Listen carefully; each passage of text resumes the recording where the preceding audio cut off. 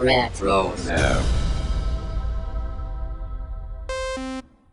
Are you an aspiring Jedi, or do you dabble with the dark side of the Force? Regardless of whether you fancy yourself a defender of the light or an aspiring Sith Lord, you're going to need a lightsaber.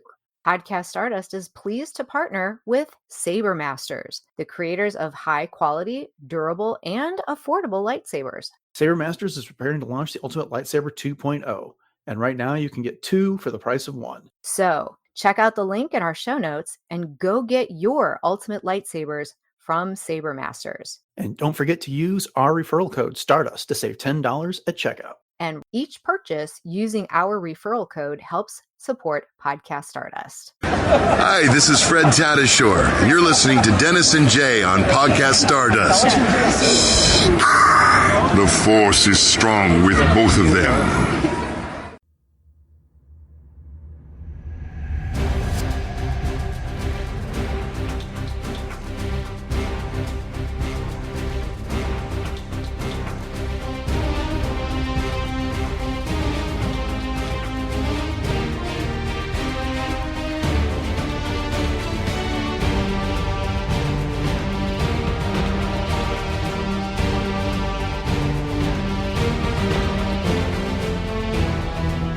Welcome to Podcast Stardust. This is the fully armed and operational podcast dedicated to Star Wars news, reviews, and discussion.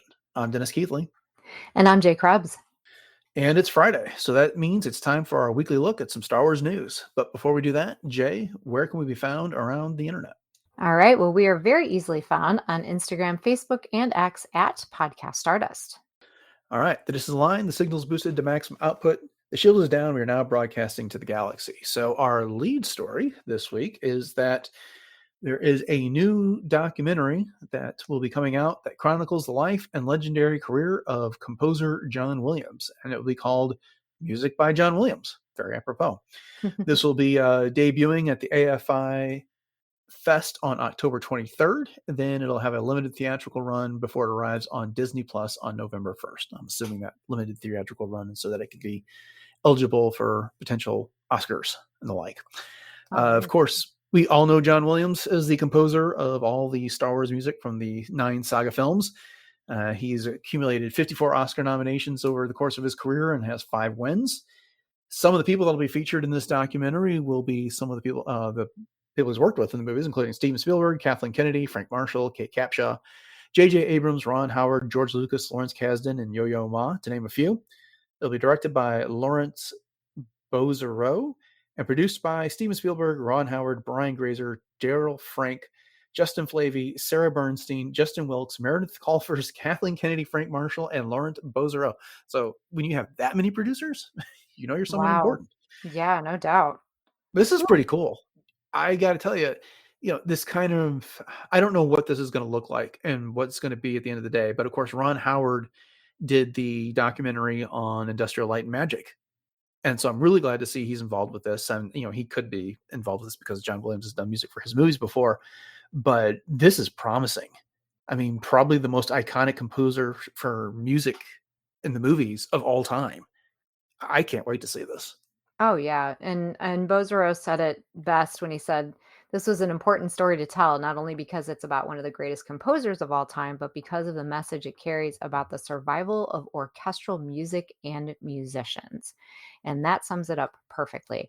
I would love to know where this theatrical release is going to be taking place. It's probably, I know it's very limited, but it's probably not going to be anywhere around me. But this is something that would be fantastic to be able to experience in a THX theater.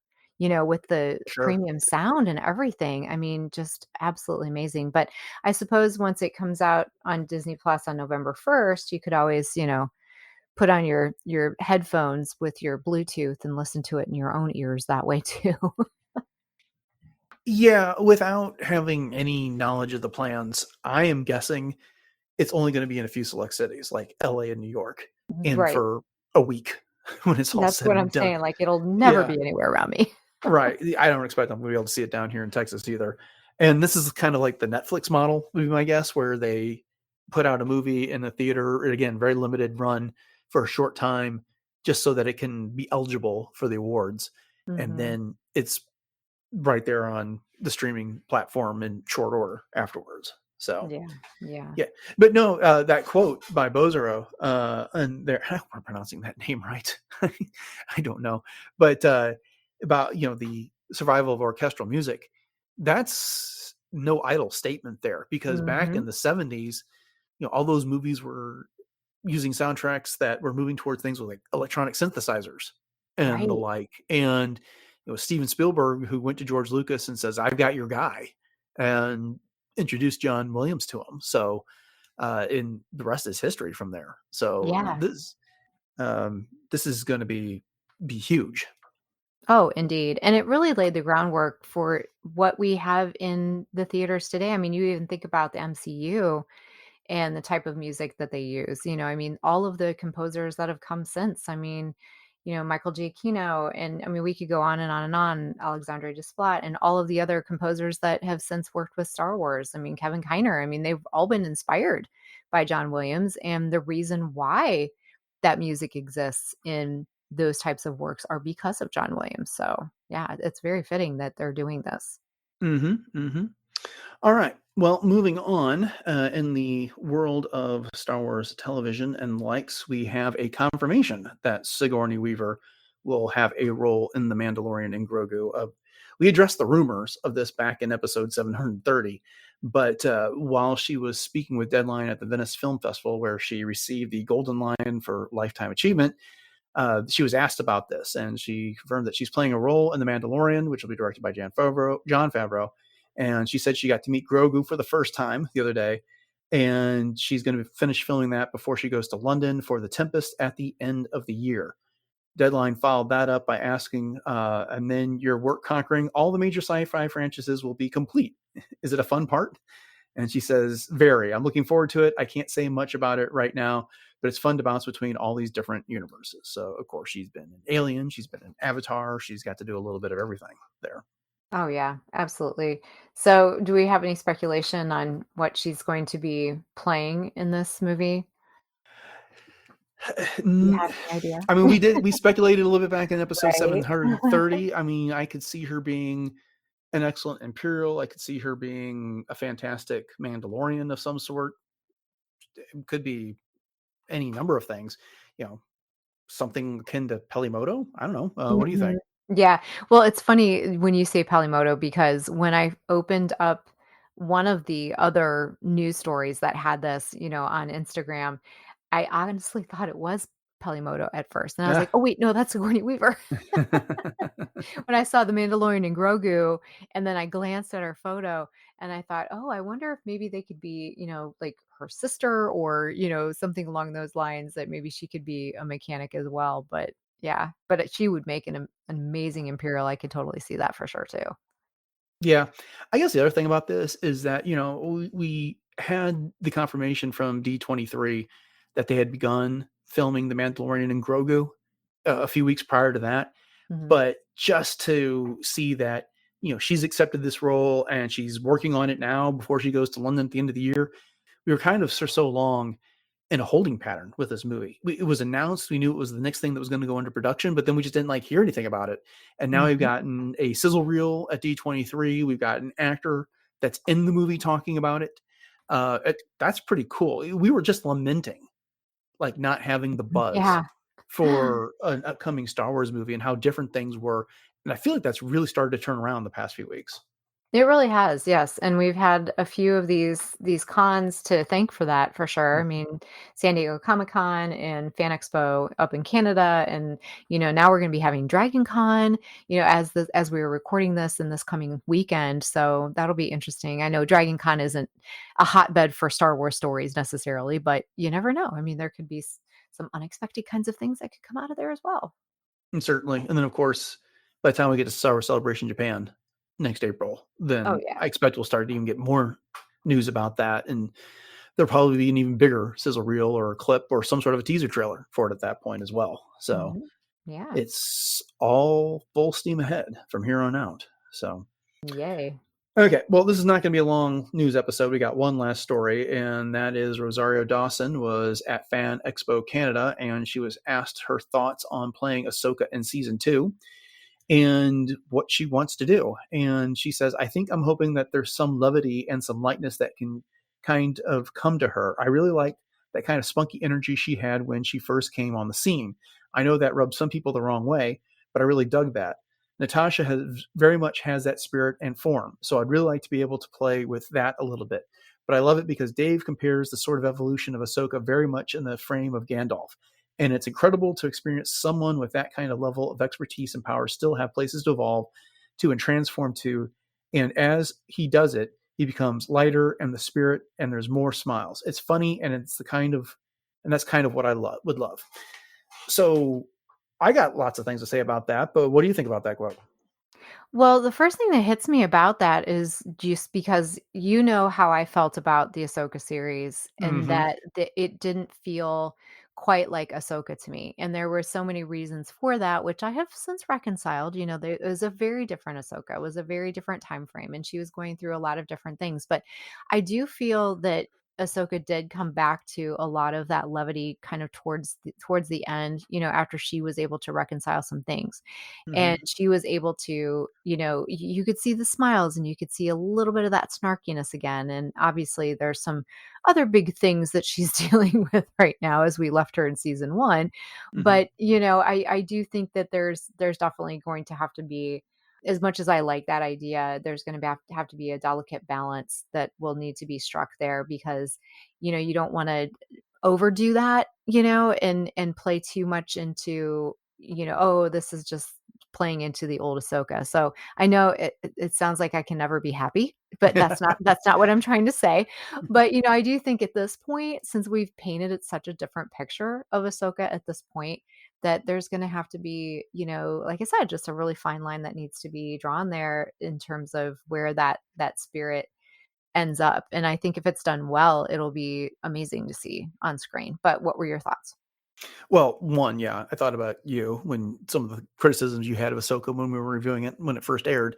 But two, yes, you can't play it exactly the way that Ashley Eckstein did when that series started, because Ahsoka is no longer a child. Right. It is an adult, and so you can have that levity, but you can have adult levity. And yes, Ahsoka evolved over the course of that season of the show. She had to have a story arc, and she did. And she overcame the mental block that she was having, largely due to her interactions with Anakin in the World Between Worlds. I saw another interview where she got to talk about how cool it was to do the World Between Worlds stuff, but that's another discussion for another time.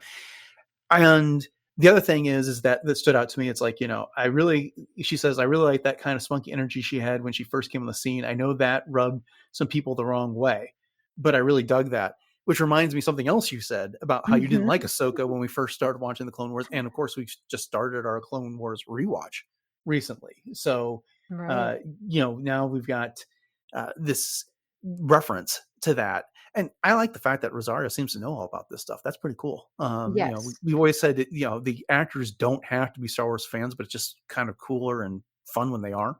And Mhm. this is an instance of that. So yeah, that's fantastic. Yeah, I want to see Ahsoka in a better place when it comes to season 2. And the whole evolution of Ahsoka being similar to what Gandalf did. We've been aware of that comparison for years and years now. So Mhm. again, that's spot on as well. Oh yeah. Yeah. And like I said, I just think that there again, there's a great opportunity for that character to become more like she was, but I don't want to see her become the crazy old wizard like Yoda. You Hmm. know what I mean? Kind of a Sure. thing. So, and I don't think that they'll go that far in that direction. I'm not saying that. But, again, there's just that, yeah, yeah, we'll see. Yeah. Well, I'll ask you what for some of your wish list items for a second season of Ahsoka, but for me, I don't want to see them stranded in that galaxy forever. I want them to get back to the primary Star Wars galaxy for one, Mhm. because I want them to be part of whatever major confrontation is going to happen with Thrawn at the Oh end of the yeah, day. for sure. And second, I mean, I need Sabine to get back so that she can be a Mandalorian Jedi where it counts, Mhm. uh, as well. But what other desires do you have for a second season of Ahsoka? Oh, I would love to see Ezra train Jason in the Jedi Hmm. arts. I think that would be amazing, and of course, I would love to see more Hera and just to see, how all of those getting the Ghost crew kind of back together and seeing Zeb, and we know that we can see Zeb in live action because he's going to be in the Mandalorian and Grogu. So Hmm. getting more of him, and of course we had that little glimpse of him, prior in live action, but there's things like that, and as you mentioned, some of those other things as well, and really exploring a little bit more of what's going on in the galaxy around Thrawn, you know what I mean, and Hmm. around everything that's going on at that time politically, I just think would be amazing. Yeah, I want to see what the Night Sisters are up to now that they've gotten Oh back to yeah, for Dathomir. sure. I'm assuming those containers that they were bringing back were Night Sisters in stasis or fallen Night Sisters that will be rejuvenated somehow using the magics that they've used in the animated series at some point. So that's cool. That would be fantastic. I'd love to see how Thrawn goes about trying to reorganize the Empire again Hmm. after all this and see what happens there. Moff Gideon loyalists, what they've got to, or does if Moff Gideon actually survive somehow? Is he still around? Hmm. There's a whole lot of hooks that they can get into for this story.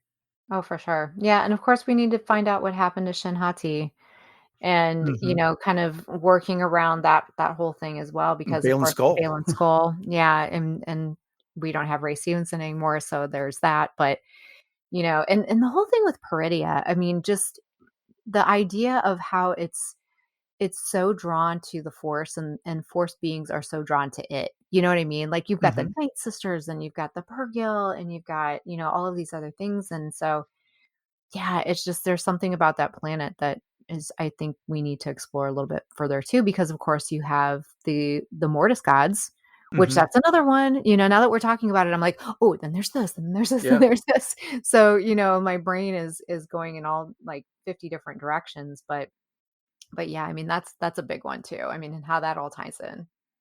Yeah. And then the zombie troopers that we had at the end Right. of that final season. Yeah. So a lot of storylines they can pick up on there if they want to do so. Mhm. For So, sure.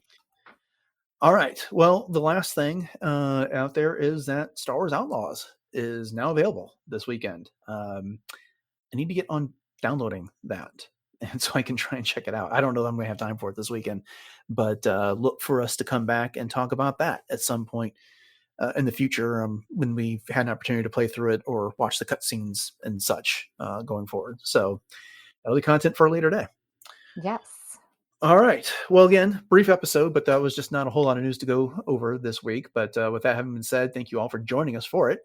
And we hope you enjoyed it. And if so, make sure you hit subscribe on your podcatcher of choice, and you'll get all of our future discussions of the news.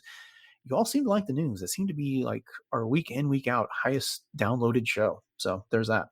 Love to see Uh, it. yeah, but you can all find our past episodes over on retrozap.com, which is home to a bunch of other great podcasts, including Animaniacast, Brews and Blasters, Dork Lair, and the Superhero Suite. We, of course, are very appreciative of your ratings and reviews, and especially when those come on Apple Podcasts, which you know by now, if you've listened to enough podcasts, that's the number one driver in helping people discover podcasts, alongside sharing the show on social media with your friends. So speaking of that, Jay, remind everybody what our social media contacts are and where else we could be located on the internet. You got it, Dennis. We are very easily found and located on Instagram, Facebook, and X at Podcast Stardust. And if you want to have some fun checking out just everything Star Wars ideas, even nail art and the like, you can head over to our Pinterest boards where we have tons of ideas over there. And then if you are looking for some other outlets to enjoy all of our episodes, you can head over to both our YouTube channel, that is the original, and as well as the YouTube music channel, which also support reviews as well as interaction. So head over to both of those, like, subscribe, and share those out with your friends. And if you are up for some real-time chatter, you can hit us up on our Discord room, which is part of the RetroZap Discord server. And we are just one of many different rooms over there. All of the RetroZap shows have their own rooms. So everything Dennis just mentioned earlier, you can interact with there, and it's just a heck of a lot of fun. So once again, head to our links and hit that up. And then we also have a link to our TeePublic store, and you can pick up one of 7 different show logo designs available on all kinds of fun things from home goods to apparel and pretty much everything in between. And every one of those purchases does help to support the show. And another way that you can help to support the show and your lightsaber habit is by going to Sabermasters. So if you go to sabermasters.com, or once again, hit up the link in our show notes, you can pick up a ton of different battle ready lightsabers with tons of different hilts and styles available. And so if you do happen to pick something up, make sure you put in the code Stardust at checkout, and that will earn you an extra $10 off. And once again, does help to support the show. All right, Jay, you got anything coming up in the world of cosplay? All right. Well, you can always catch me on my Instagram at j.snipscosplay. And I do have an announcement. I was just recently confirmed to return as a special cosplay guest once again this year at the Cleveland Gaming Classic. So I'm really excited about that. I had an amazing time last year. And so I will be posting a lot of details about that coming up very, very soon. But the dates on that are September 20th through the 22nd at the Cleveland IX Center. So check out all of my stories and other details on my Instagram. But until then, you can always catch me as Ahsoka, Hera, 2 different versions, as well as my original concept Mandalorian and my 4th sister cosplay, once again on j.snipscosplay. All right, upcoming on the show on Monday, it's time for our weekly look at the Clone Wars. We'll be looking at the 4th episode of season 1, which is called Destroy Malevolence. And then on Wednesday, we are going to discuss the Phantom Menace novelization with a special guest. So thanks for listening to episode 775 of Podcast Stardust, everyone. Have a great weekend. And until next time, may the Force be with you.